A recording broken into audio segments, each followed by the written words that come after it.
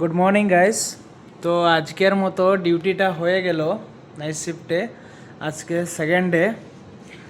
Night শিফটও আমার জন্য অনেক খারাপ লাগে, ভালো লাগে না। তা কী করব, ডিউটি তো করতে হবে, পয়সা তো লাগবে না।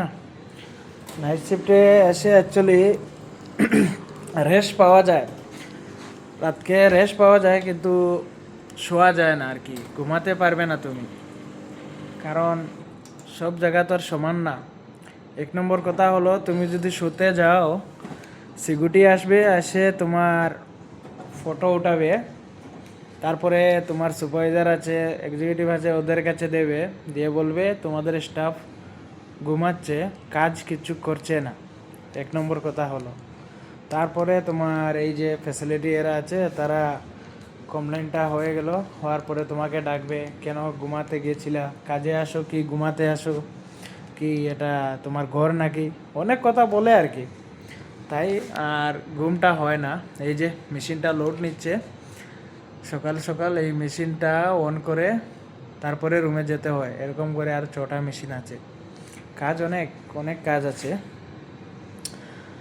ঠিক আছে, নাইট শিফট ডিউটিটা ভালো লাগে না, করতে ভালো লাগে না। এই যে দেখতে পাচ্ছেন পিম্পল এসে গেছে, 2 দিন আসছি নাইটে ডিউটিতে, পিম্পল পুরো আসছে।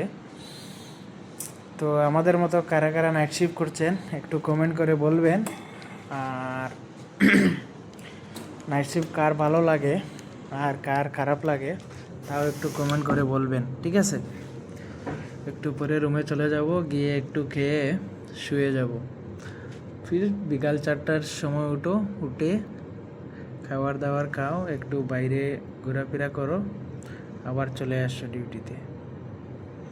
এটাই হচ্ছে বেঙ্গলোরের জিন্দেগি, লাইফ আমাদের, ঠিক আছে? তো আজকের মতো বাই, কালকে আবার একটা ভিডিও দেব। এই ভিডিওটা ভালো লাগলে কমেন্ট করো, নেক্সট ভিডিও আবার দেব।